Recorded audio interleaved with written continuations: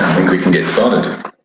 Good day to all of you who are joining us this afternoon for our second of the 5-part Uplands Sports webinar series. I'd like to welcome and introduce the following to the panel. I'm Brendan Fowler, the Head of Sport at Uplands College, and with us we have Cameron Pather, the Head of Cricket at Uplands, and our guest today, or this afternoon, is Dean Carlisle, an Uplands past pupil who graduated from TICS, started a non-profit, and has also managed to play a bit of cricket in Ireland. So the topic for today is studying international club cricket and creating an NPO. The format for today's conversation is as follows. We will first have an open conversation with Dean, and towards the end of the hour, we will have a brief Q&A with any relevant questions, which you send through the side chat bar, and that's by you, the audience.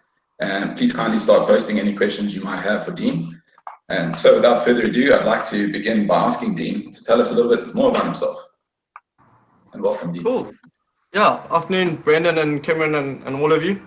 Thanks for getting me on here. And yeah, so a little bit about me. I was fortunate enough to have grown up in a private game reserve in Zululand in northern KwaZulu-Natal called Pinda Private Game Reserve. My father is a wildlife translocator by trade, so he basically was employed to build the reserve. So set up all the fences and put on all the animals and basically build a game reserve. Which was really cool.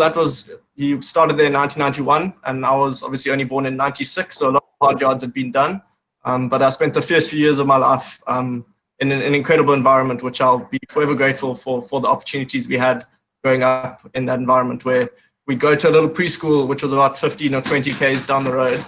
And the only thing we really had to worry about in terms of getting there on time was if elephants were on the road or if a cheetah had made a kill on the side of the road. Those are the kinds of things that would make us late. So yeah, very, very blessed to have grown up in that regard. And then we moved to White River in 2000, and that's where my journey with Uplands started. So quite a long one. I matriculated in 2014, as you said. So 14 years with the same school, some of the same mates. Unfortunately, I don't know how we've put up with each other for that long. Yeah, so cycled through the prep system, got into the college, and yeah, really enjoyed my time at Uplands. Played rugby, hockey, and cricket quite seriously throughout my high school career, and then from there went to the University of Pretoria, pursuing my passion for the bush, which has always been one of the biggest parts of my life. So I studied a degree in zoology, then went on to do my honours degree, and that's where lesson and conservation came about. It was at the start of my honours year. Also managed to play a bit of cricket in between there, as you said, and then I got the opportunity to shoot across to Ireland for a season, and was meant to be there for my second season now, but unfortunately circumstances have transpired which hasn't allowed that to happen. So yeah, that's a little bit about me, Brent. I'm not sure if there's anything else you want me to touch on, or should we go into questions? No, I think that's great. I leave it up to you to give us more info. I think we can, I thoroughly enjoyed chatting to you, Dean. But yeah, I think Cameron has all the nitty-gritty questions. And then just a reminder, if anyone is joining us, to keep posting the questions on the chat, and we can see what Dean doesn't kind of allude to, or we can get more info out of him, or But I'll let Cameron take it from here. Thanks, Dean. Cool. Thanks, Brendan. Good afternoon, everyone. Welcome. Brent's already chatted. Dean, how are you doing? I'm very well, thanks, Cameron. Lovely winter's afternoon, so I can't complain. Yeah, it's a beautiful day in Africa. That's for sure. Yeah. I just want to check in. So, how have you been during this lockdown? I know for us, it's been tough, for some of the kids, avid sports people at home, they're wanting to, be out and about, but they're obviously stuck. How have you coped through this lockdown? Yeah, look, I mean, it's been a difficult time. Really, it has been a difficult time for everyone, and my heart absolutely breaks for those children that are missing their derby and their matric year, and really are in good form in whatever sports they're going into. So yeah, I hope they are managing okay. For me, it's been a really good time actually. I've been able to get in touch with a lot of the things that I haven't really had the time to do in the last few years. So the stars astronomy has always been a big passion of mine, but I haven't really had the time to actually read up about it. So through this time, I've really kind of sat down with books and tried to figure out how huge this universe really is, which has been great. I've been able to learn a little bit more on the bush, which is awesome.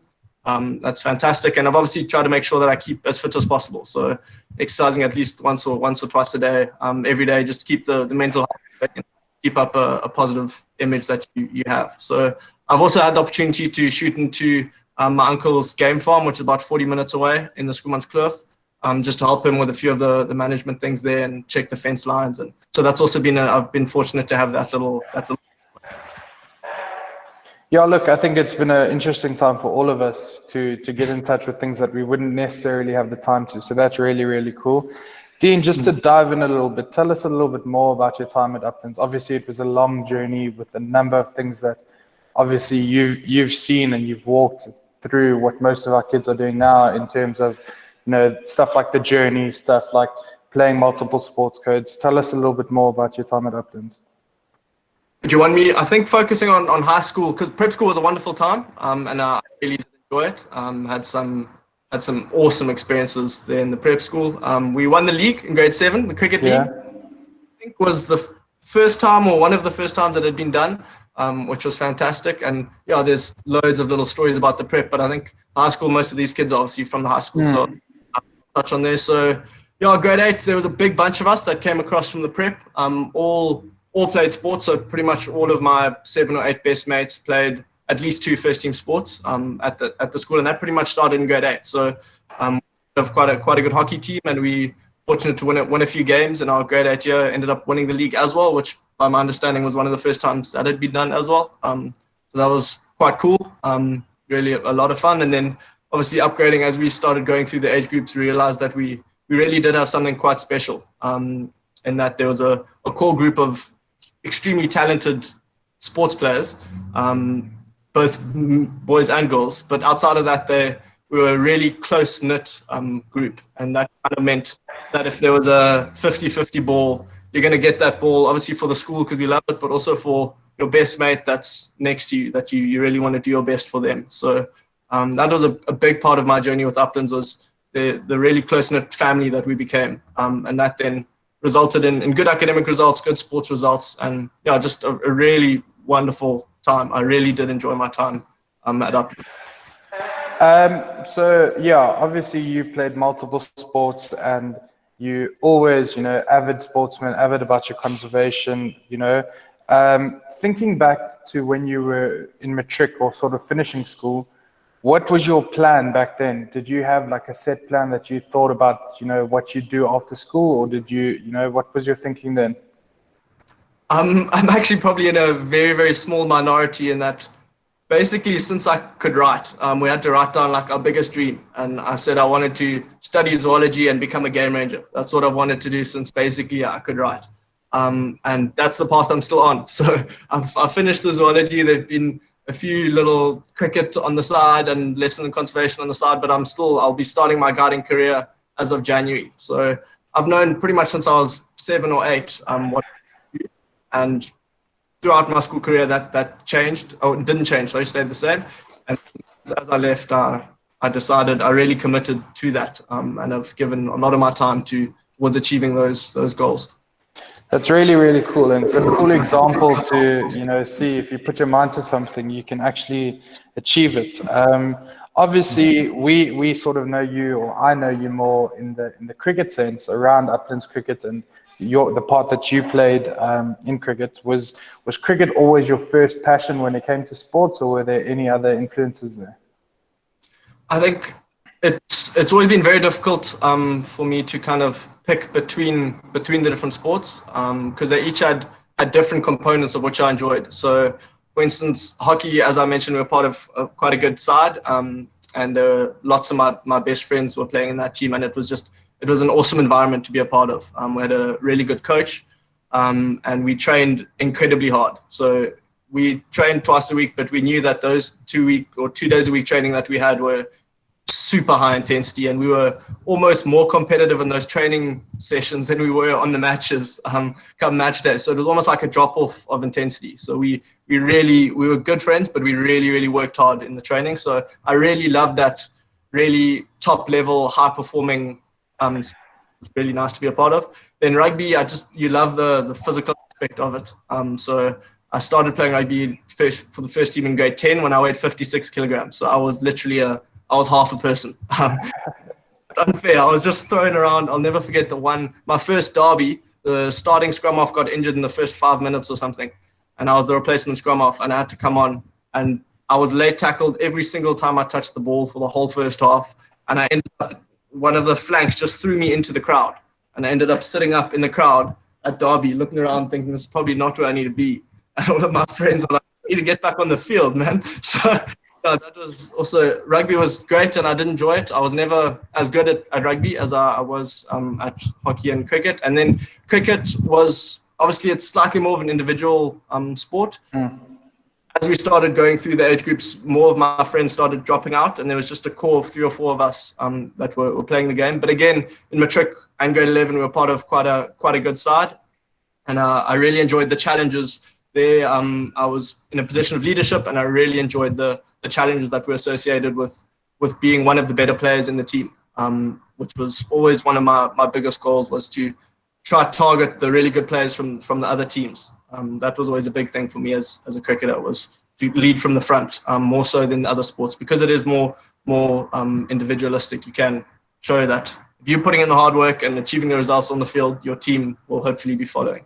Yeah, so it's really cool to hear, the different aspects of what each sport sort of contributed, or what the different factors were between them. Was it beneficial participating in multiple sporting codes, do you think? Definitely. I think without a shadow of a doubt, they definitely work together. So each has different components. The hand-eye coordination coming from cricket, which is obviously vital, then ties into the hockey, where you need aerobic fitness, running long distances, and then the physicality from rugby. And that kind of mindset that comes with, if you don't really commit to a tackle, you know that you're going to get hurt. So that kind of will to commit, you also then bring into your other sports. So I think they're definitely tied to each other from a physical aspect, and then mentally as well. I think as a youngster, you might not necessarily understand it, and I didn't at the time, but as I've gotten older, I've understood that you learn different aspects from a mental point of view of the different sports that you're playing. And if you can bring those together, you can be successful in whichever sport it is that you end up choosing as your path, if that is what you end up doing. Yeah, no doubt about that. Definitely, and especially I think, cricket as a more individualistic or more individual elements to it, and the team sports, I think you sounds like you had a balance between the two as well, which is a good contributing factor to your development as a child, as a human. So let's just focus on a bit of cricket now. Obviously, you played for the school and you played for the province. What was it like being a part of that Mpumalanga pipeline? Yeah, the Mpumalanga pipeline, I actually only really got into in under 15. So as a prep school kid, I was very small, and I struggled to hit the ball off the square. I had decent technique, but I really couldn't hit the ball very far. So then I got to under 15, and I worked my way into the provincial setup, and I really enjoyed it. Obviously, traveling to Middelburg, which is what we had to do, or not Middelburg, Witbank every so often for trainings and fitness camps and things like that. That was quite tough because we ended up missing a few lessons on a Friday. Yeah. So that was quite tough, but the actual structures were cool. It was really nice interacting with some of the guys from the other schools. You make friends with them, and then you go and play against them in a school match, and it's quite fun. It adds an extra element. And the coaches at the provincial level, obviously there are a number of good coaches, so you learn from them as well. So I enjoyed my time with Mpumalanga. Being a smaller union, that's also, obviously there's lots of talk about going to the provincial weeks, and being from a smaller union, how it's more difficult to make it. Whether that's true or not, I'm not sure, because at the end of the day, sheer weight of runs, if you're performing against good opposition week in, week out, you should get selected. So that's my opinion. So I enjoyed it. I think being another good aspect about being from a slightly smaller union with fewer schools is that you do have a slightly higher chance of getting picked into the provincial sides. And that's the national showcase. That's where you can see how good you are against the best players in the country, which is ultimately, as a sportsman, what you want to be doing. You want to be competing against the best. Yeah. So you obviously were part of the Coke Week, or you played in 2 Coke Weeks. That whole experience, at any point did you think of, pursuing cricket a little further, or were you always set down in, you're going to go and do your zoology degree, or what was your thinking there? The first Coke Week was a big game changer for me, Cameron, in terms of when we arrived there, we were treated as professionals. So obviously it's the Coca-Cola Kamajola Cricket Week. So sponsor it, and you get this nice box with a hat in, and everyone makes a big hoo-ah, and the Lowfelder had done 2 or 3 articles about us by the time we got there. And we arrived at Kersney, which is where the first week was in KZN. And the first breakfast, we went down there, and we were meant to be playing Southwestern Districts, who are traditionally not the most incredible side, and I'd come off a very good season, and I was feeling very confident. And we arrived there, and there was fridges just stacked full of iced teas and Cokes, and they said, you can take whatever you want. So we would literally just go there, take 3 iced teas, put them in your bag so that you can make sure that you're hydrated, because I'm now thinking I'm going to be batting the whole day. I need to make sure that I'm hydrated. And we got to the first game, and I was told, I normally batted at 3, and I was told we're opening the batting today. And I thought, no problem, I'm in good nick. Let me go my best here. And I'll never forget, I took my guard and I looked up, and was standing what looked like a few kilometers away, and the keeper was also really far away at Northwood on a very green, fast pitch. I actually laughed to myself. I said, the ball's going to bounce twice before it reaches him. What's this guy thinking? And this guy ran in and jumped probably the height of the stumps and let an absolute thunderbolt go. And I went to leave it, and I hadn't even moved off my crease. I literally hadn't moved. And the keeper caught it like chest high, and the bowler walked down and just looked at me. And at that point, I realized, jeepers, there's some good cricketers out there that I potentially haven't been exposed to before. Yeah. That was a big turning point for me, and that I realized cricket at the top level is not easy. So if you want to make it, you really, really do have to work hard. And as Ryan said yesterday, you have to be able to accept failure. So after that first Coke Week, I had a terrible week. As I said, I'd come off a really good season. I'd scored a good amount of runs, and I genuinely think I scored about 60 runs that entire Coke Week. It was awful. I was struggling to pick up the ball out the bowler's hand, and it was really important for me because I realized I didn't have to go back to the drawing board, but I had to just reassess the way I did things, because getting by on talent alone is never going to be good enough, because everyone's talented at that level. That first Coke Week was a big wake-up call for me. The second one, I did better. I got a 70-odd to win a game and a few other good results, and I realized that potentially I could have a life in cricket. I wasn't picked for the South African school side or the Titans Cub side, and I was later told that 76 I scored, and I clipped one off my leg straight to deep square leg when we needed about 40 to win. And Victor Pitsang, who was one of the selectors at the time, told me that if you'd scored 100, you would have been selected into the SA school side or the SA Colt side or something like that, because they said they wanted people who could score 100. So at that point, I realized I could potentially do this. And then I got to university and I started settling in. And then I realized I want to just kind of figure out my studies, how I can go about balancing my studies with my sport. Hockey came into the picture then as well. I was playing a little bit of hockey for Tucks, and I realized I can't study and be involved with the residents and play hockey and cricket. I got to kind of start making up my mind.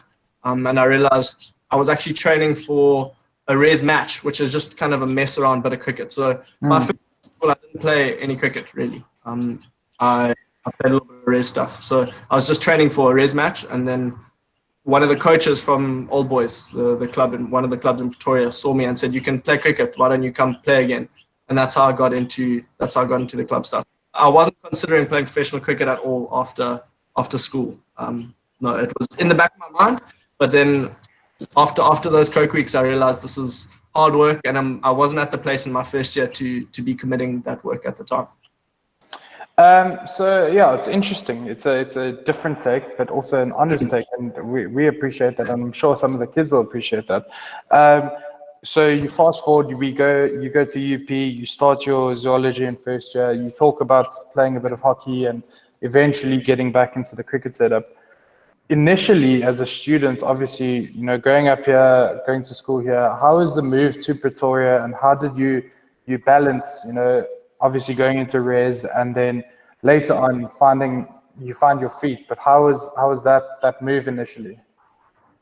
I think we're very fortunate in that the Uplands community, kind of outside of just the school itself, Uplands is a community, and it grounds you quite well. And I've always felt that if you come out of Uplands and you haven't found what you enjoy, that's on you, because Uplands gives you the opportunity to do whatever it is that you may enjoy.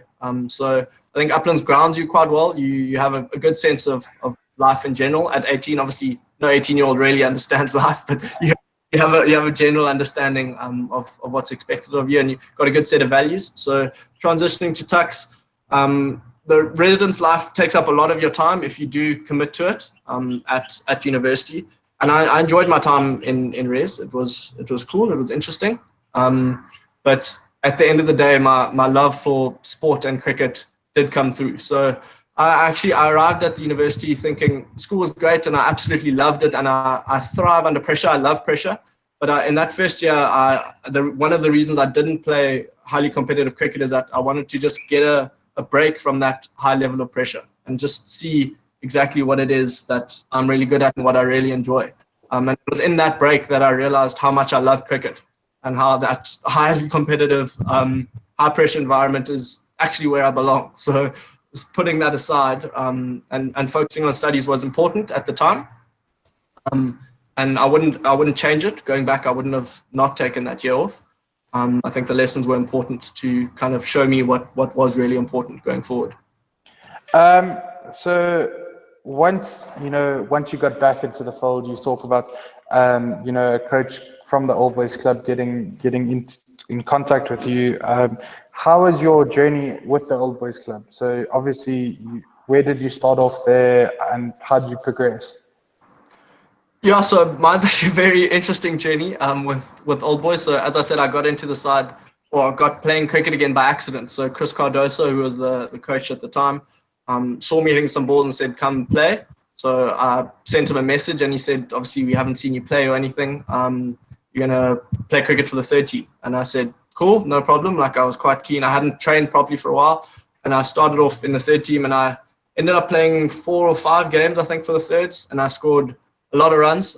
Didn't go out actually in those 5 games. I didn't have an average. And then I was told by the captain of the third team that he was telling the first and second team guys, because at that stage I couldn't train. I wasn't practicing at all because I had practicals during the time of the cricket training. So I couldn't be training. So the first and second team guys hadn't actually seen me play yet. And I was told that the captain of the third team was telling the first team squad what was happening, but he wasn't, because he wanted to keep me in the third team. I was really angry about that going forward, because the standard of cricket was not what I should have been playing. And it's actually by accident that I got into the second. There was an injury, and I got into the second team. I was picked to bat 7, and then the number 3 batter got sick or fell ill or something like that. So they said, "Who can bat 3?" And I said, "I'll give it a go." And I ended up scoring 128 not out or something, and won the game. And they all said, "This guy can play cricket." And from there, I pretty much went straight into the first side. But as I said, I hadn't trained properly since school. So it had been, at by this stage, 18 months or so since I trained properly. And I played 5 games for the first team.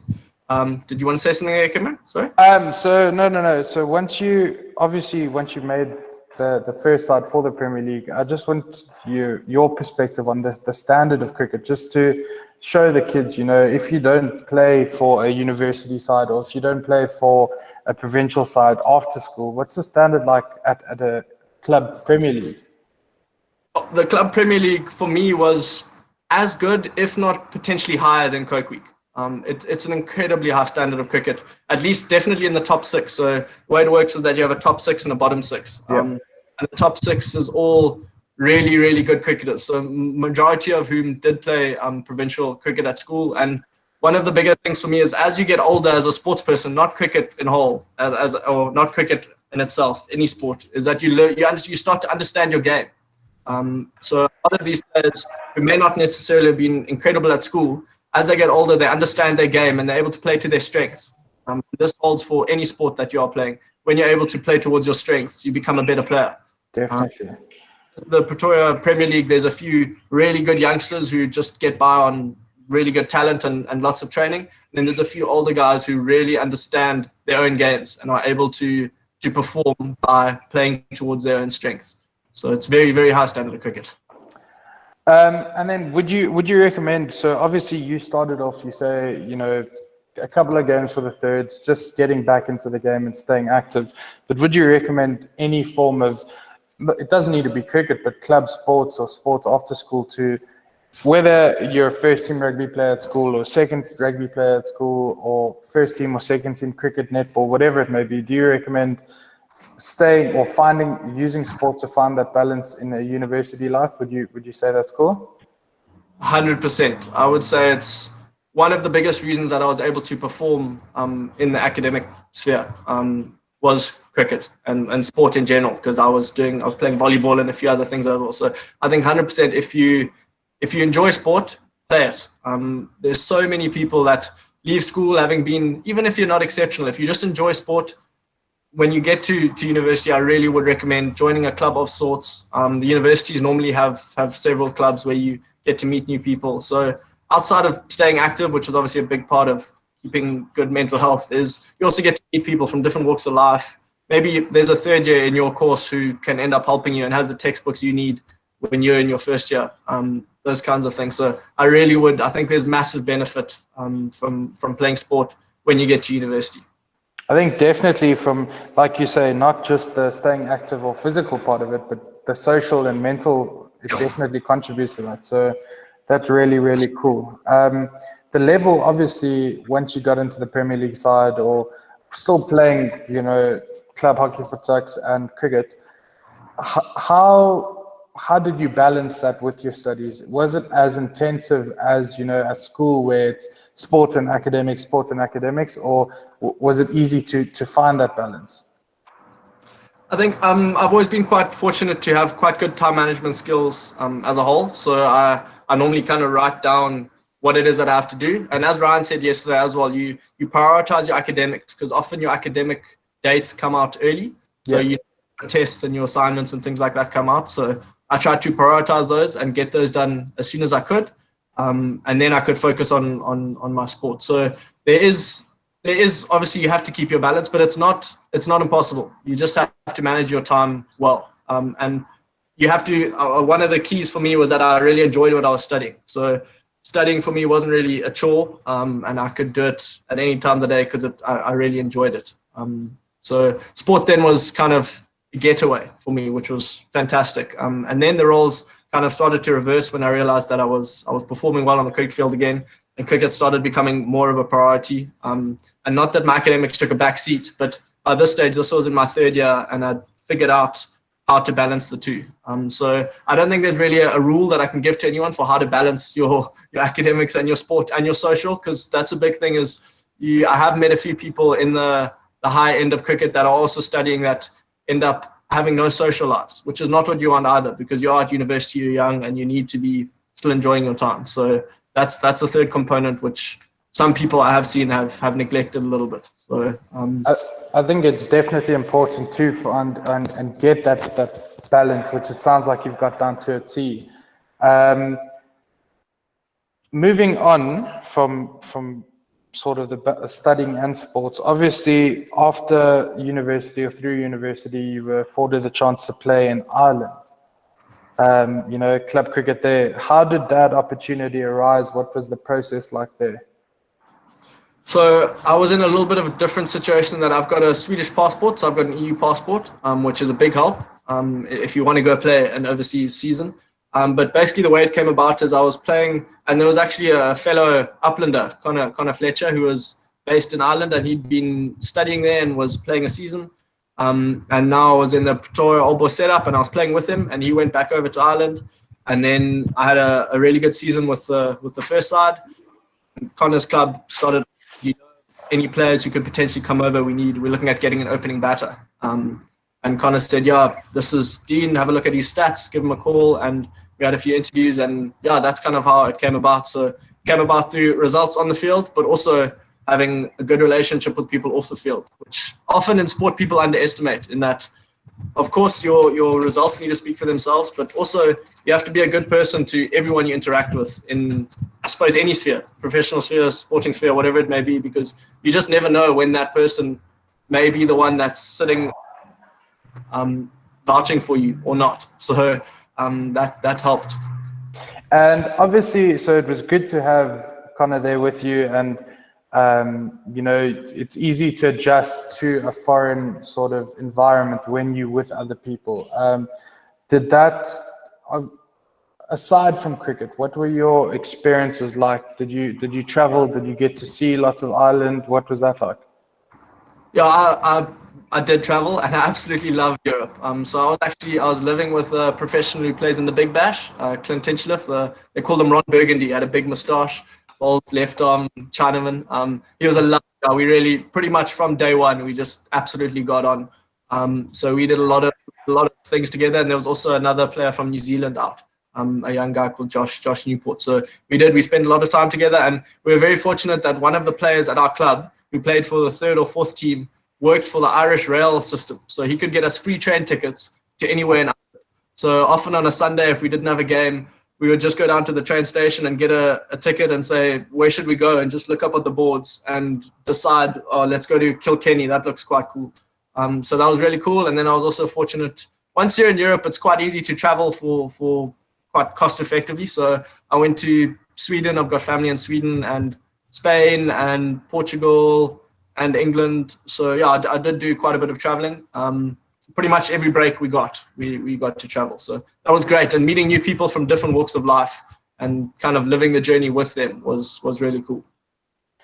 Yeah, no, that must have been a surreal experience. I think lots of guys, it's definitely an option for, many guys talk about taking a gap year or after studies or during your studies. And I think here's proof that, you can benefit from an experience of traveling.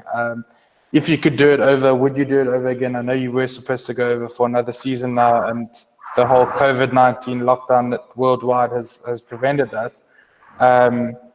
But yeah, would you say that it's easy for players in our sort of society to find opportunities like that?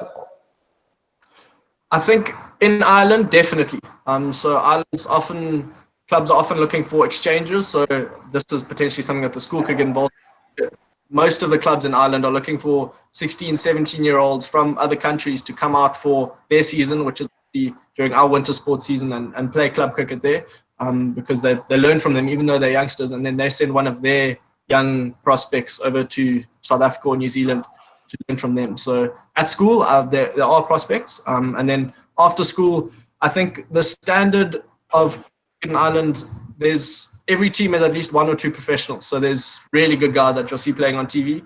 And then the drop-off's quite big to a lot of the other players you'll end up playing with guys that aren't that great at all. So I think most guys that are performing well at first team level in South Africa could potentially play sport semi-professionally in Ireland, well, cricket at least. So yeah, I think in terms of as an overall learning experience, it's huge. As Ryan said yesterday, as an 18-year-old, when he went over, I was a bit older. I'd already finished my 2 degrees when I got there. So I knew a little bit more about myself, but you're forced to learn about yourself and learn about other people, which is ultimately what life's about, I guess. And being able to do it through sport, having sport as the vessel, was something that I'll be forever grateful for. In that I was blessed enough to be able to play something that I loved, get paid to do it, and get to see the world through it. So I would definitely recommend it if there is the possibility to really commit and do your best to get that done. No, that's really, really cool. And I think you touched on it earlier. So once you get a lot older, you understand your game a lot better. And going to Ireland, so obviously Ryan went, to New Zealand and the UK early on, straight after school, where you went after you'd studied your degrees and you understood your cricket a lot better. Did that make it easier to adjust to those conditions and the difference in styles of cricket that was being played?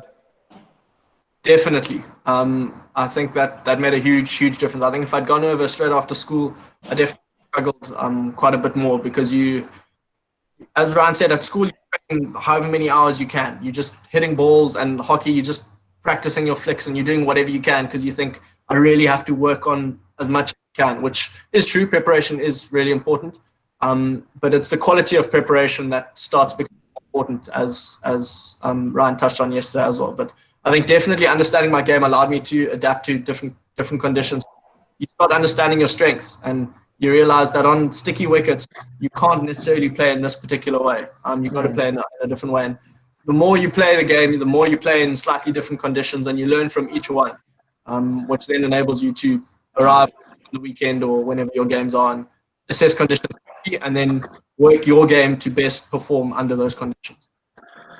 Cameron, if you don't mind me, I've got a question I would love to ask Dean, is about goal setting, because he's quite a humble guy, and I think it might stem off from what he's just mentioned about what's the preparation, and surely goal setting is a huge part of it. And did you have any goals in school for your cricket games throughout your career in the first team, or in your hockey games or your rugby games? And maybe talk us through some of your goals and what was out there. Yeah, so I've always been a massive goal-oriented person. It's always been a really big thing that I've focused on. So from a personal point of view, I've always wanted to command my area. So if that's on the hockey field and I play center link, I have to command that area. I have to make sure that I'm doing my job, because I'm a cog in a wheel, and if I'm not doing my job properly, the wheel's not going to spin. So commanding your area is something I always wanted to do. Obviously, that has nuances for whatever you want to do. I did in cricket. I did set goals. For instance, in grade 11, I set the goal of scoring 1,000 runs for the school, which at the time was ludicrous, because I think the highest at the time was like 600 runs scored in a season. So to think that 1,000 was possible was probably a bit stupid for me at the time. But I worked really hard towards trying to achieve those goals. And then as teams in general, I always set a goal of losing any games within the Mpumalanga leagues that we played, because we'd been talking up as being the best school in Mpumalanga and wanting to be the best school in Mpumalanga. And I've always believed if you say something, you're able to follow through with results. So we can't say that we're the best school in Mpumalanga if we are losing games. And we worked really hard towards achieving these goals. Hitting goals is one thing, but then you have to put in the hard yards towards achieving. I think those 1,000 runs. What was your grand total at the end of it? Of that year. So that season, or that, I think it was combined. Didn't you score close on 1,700 runs in the 2 years? Yeah, I think it was actually more than that. I think in grade 11 it was 1,300 odd. And then through my first team career, it was about 2,200 or something like that. 2,300 runs. So it was a good amount of runs, but a lot of balls hit outside of those runs scored. So that's important to understand. Dean, I think so. We've got a question in it which ties into what you've touched on now with the goal setting. So obviously, Uplands being a smaller school than what your traditional bigger schools are like, and I've heard stories about how in the past we've tackled some of those bigger schools, and we've really shown that we aren't necessarily always the underdogs, but you leading from the front, especially in a cricket point of view, what was your mindset, but also what mindset did you try and instill in the team to kind of motivate them for a big fixture against a bigger school or a derby? I think that's probably one of the biggest problems that Uplands face. And the way I've always tried to get people to overcome that is that in sport, if you're up against an opposition and you don't believe that you can beat them, you won't. You're not going to get lucky. You might beat them. If you don't believe that you're good enough to beat them, you just won't. And so in hockey, when we were playing the big guys, we realized that we had quite a few rugby players in our team. So we used our physicalities. We started playing towards our strengths. And we believed that we could beat, not because we were necessarily the most skillful or the best coached, but because we'd worked really. And that's a big thing for me in terms of cricket. You're being attacked. Yeah, in terms of cricket, I always like to target their best bowler. And that was just for me because I knew that other guys were looking at me, the way I performed. And one story, for instance, actually, I learned that from Mr. Bay and Mr. Smith, my coaches at the time. We were playing against a school with a few guys that bowled really quick. One of the guys we were playing at Uplands in quite a big match, and they said, "Dean, you have to face the bulk of this guy's balls because the other guys are probably going to get out and he's bowling quite quickly." And I said, "Yes." And as I walked across the boundary, I said, "I'm not going to try face balls. I'm going to try hit this guy out the attack." So I remember just trying to really, really dominate him.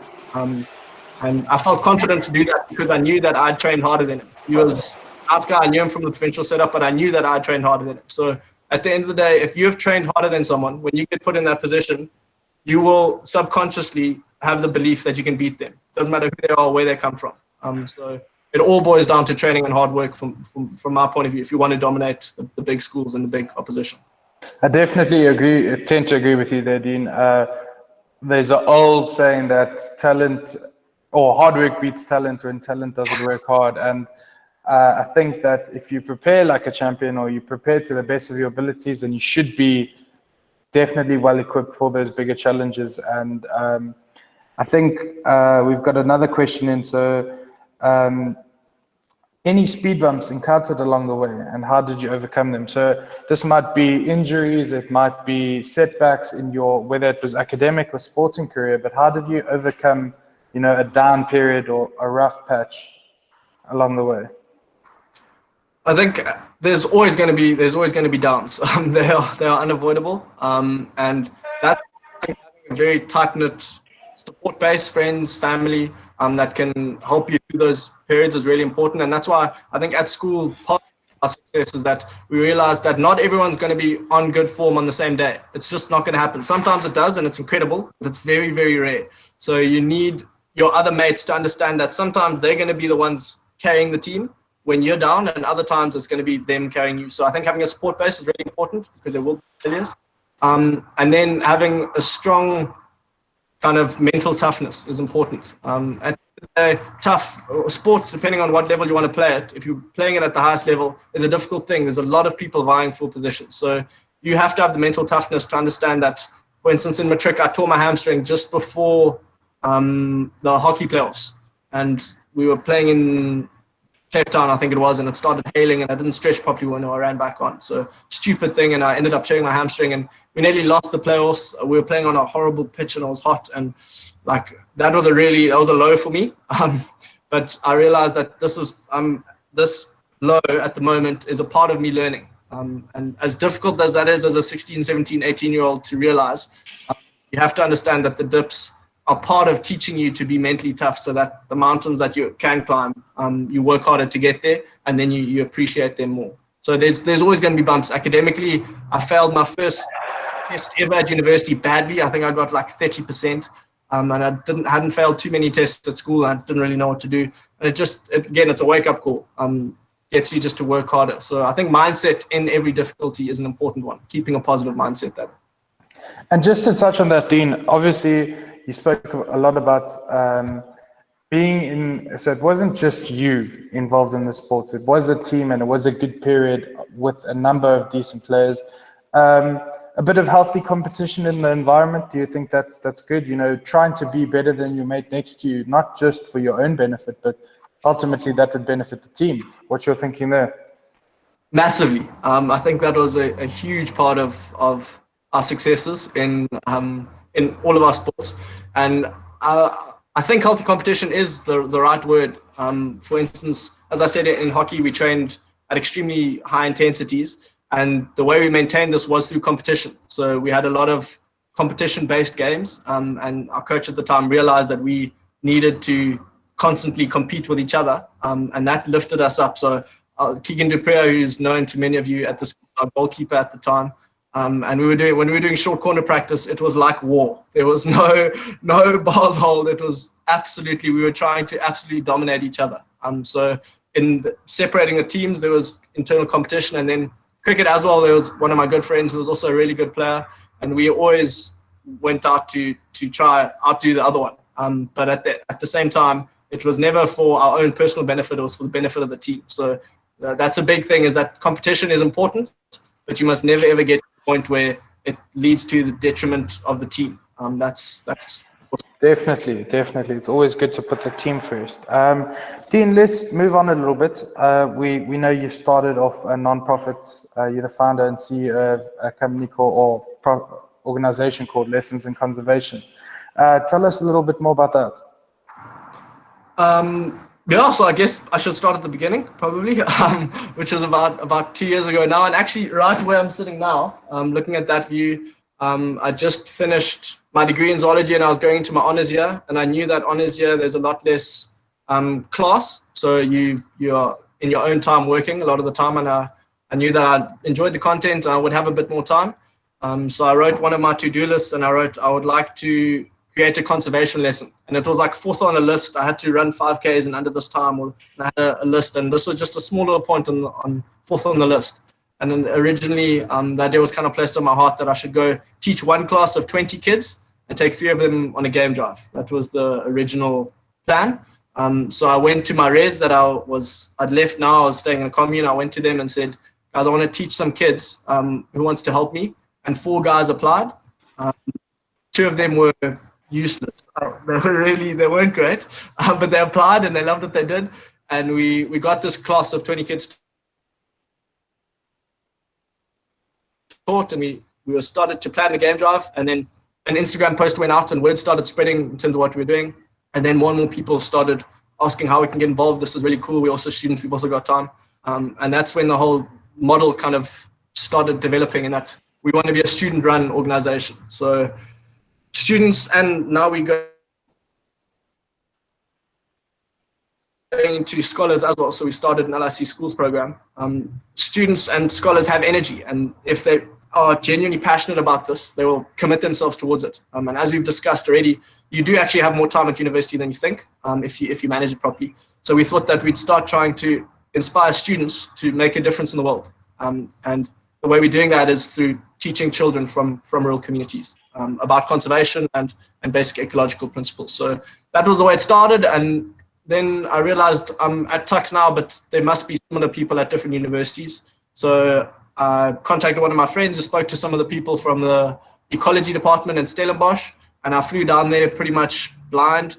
I missed my flight, first business flight, I missed it ever, not great. And I flew down to Stellenbosch and started interviewing. I interviewed 4 people there.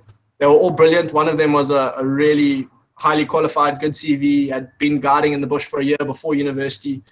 So I picked him as the regional manager, and he then got the team in the Western Cape set up. And yeah, from there, it's just kind of grown. So now in just over 2 years, we've given lessons to just on 1,600 kids from 31 communities across 4 countries, which really it's miraculous in that we are literally just a group of students. There's no adult supervision per se. I would call myself an adult now, but there's no people who have too much experience in the industry outside of my dad and mom, who give me a lot of insight, because they've obviously been involved in the industry for a long time. So yeah, we've just got about throwing all of our energy at this and planning properly, and getting students to understand that even though you're 18 or 19, you really can change. And that's one of the big concepts that we're working on. I think it's fantastic that you know, as a student, sort of sat down and started this off and put it in motion. And I think it's really, really cool for our kids to see that, okay, you've done the sports, you've done the academics, and now you've started something like this. Like you said, it is student run. What's the continuity like? Once you go off into the bush, will it still run?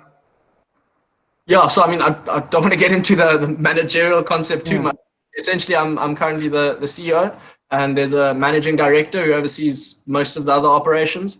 And then each area has a regional manager. So we've just set up a team in Swaziland. We have a team in Malawi and a team in Kenya, which are going to be starting up in December, also at universities there.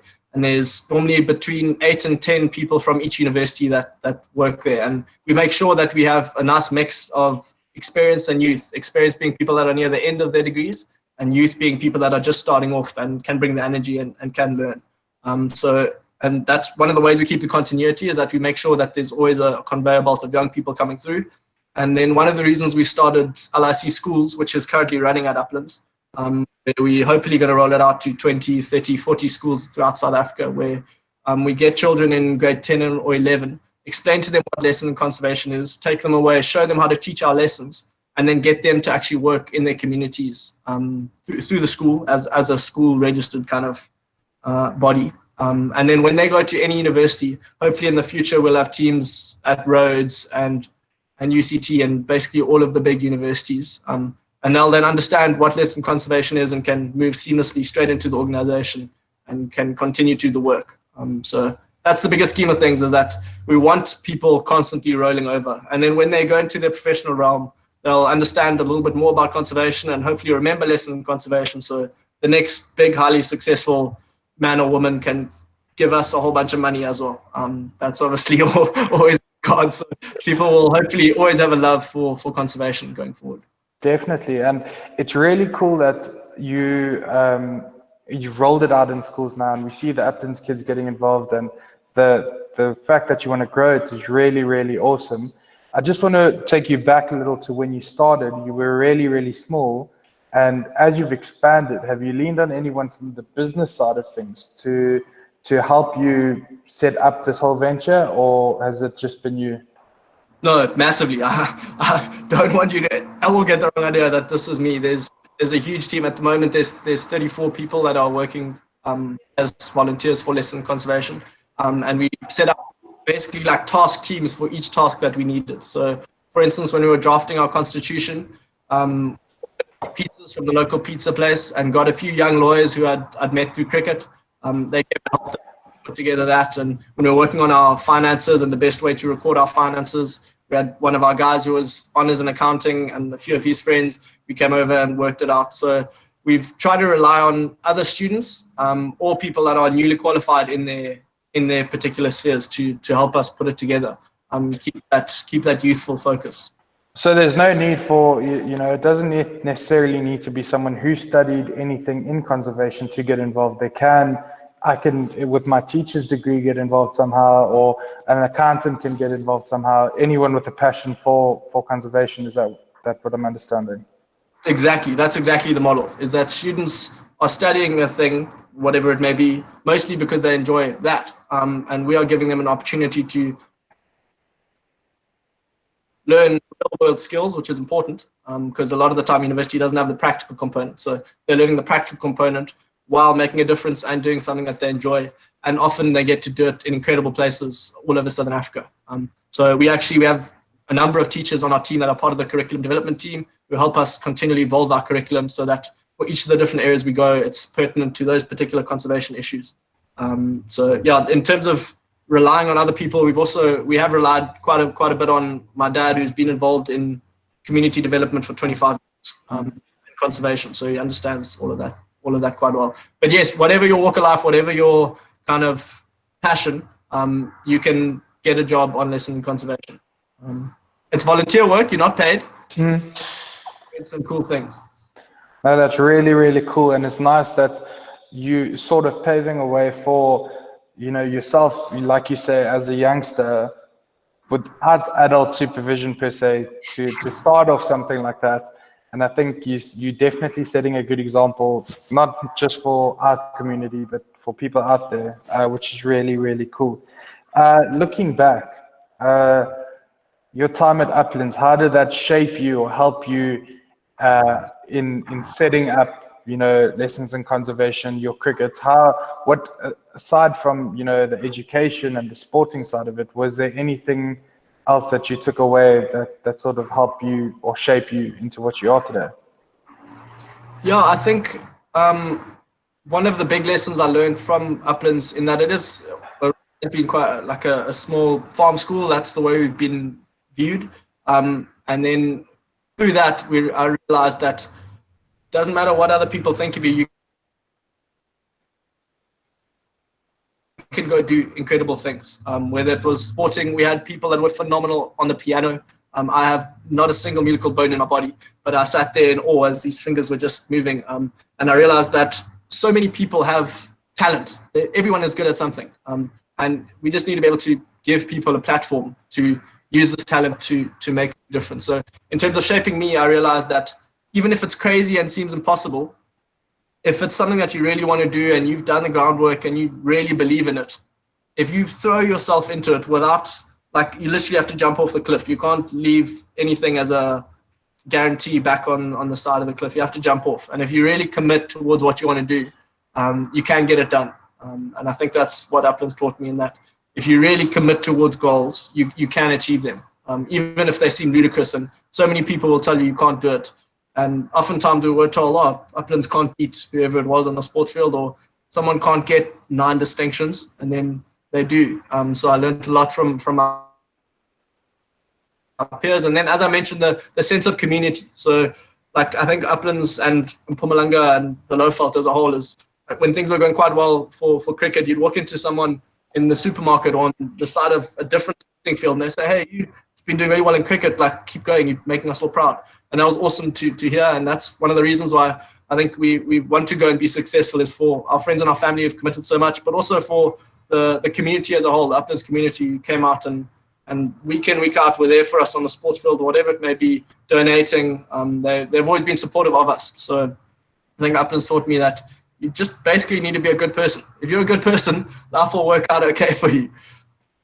Definitely. I think being a good person before being a good academic or good sportsman is the most important thing. And I think that's something that we try to focus on here at Uplands, our holistic approach and, the well-being of a child. So I think that you are living proof that, what you may do on the sports field, what you may do in the classroom, what you may do in university, whatever it may be, if you're a good person first and foremost, I think you're on the right track. And it sounds like Uplands has helped you in your journey along that way. So that's really, really cool to see.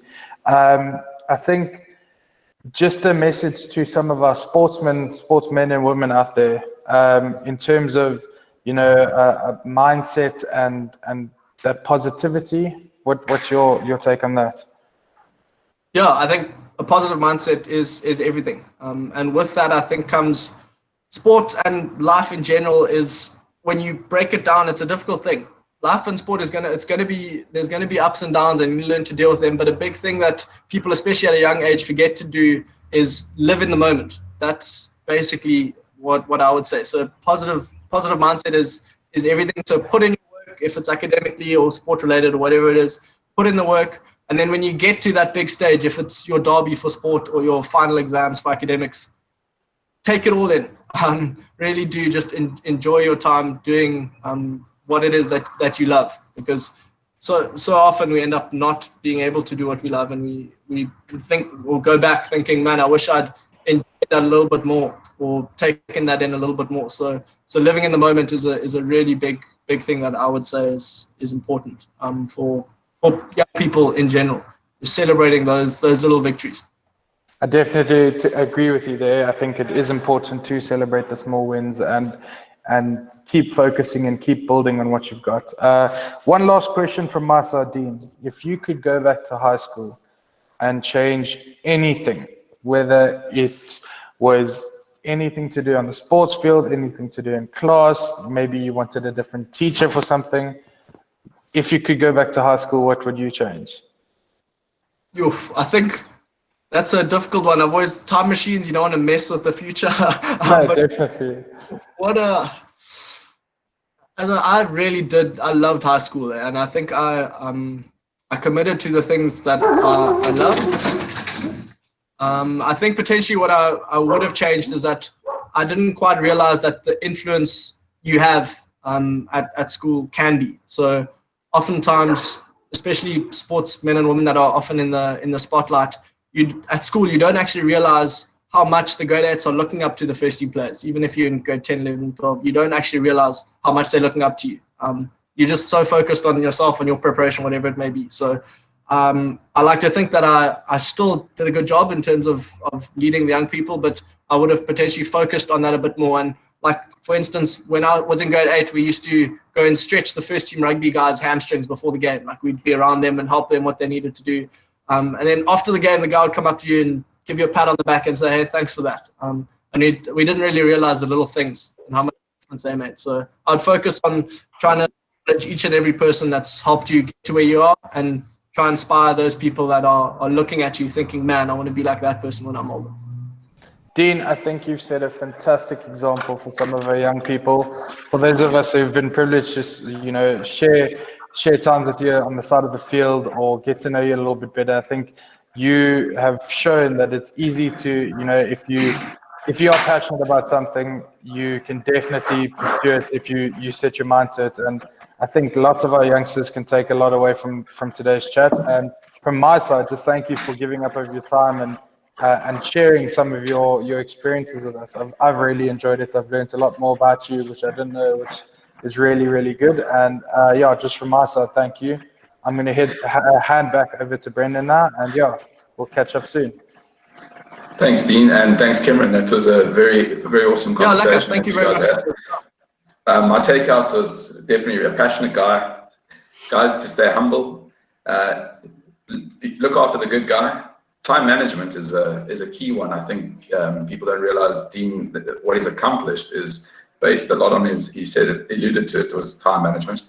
But I'd like to also reiterate what Cameron said, a huge, huge thank you to Dean for kind of giving up of his time, to be with us this afternoon. Interesting young man, and I just want to see where he goes with his life, so I'm going to be following him closely. And I'd just like to wish you all the best for wherever your career might take you. And thanks very much again, Dean. No, thanks very much, Brendan. Thank you, Cameron, and thank you, all of you guys. I hope you have a lovely Tuesday, and keep safe. Keep chasing that which sets your heart on fire. Thanks, Dean. Cheers, Dean. Thank you. Cheers, everyone. Cheers, guys. Bye.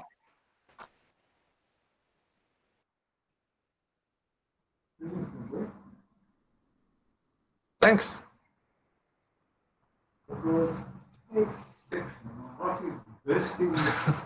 I don't know.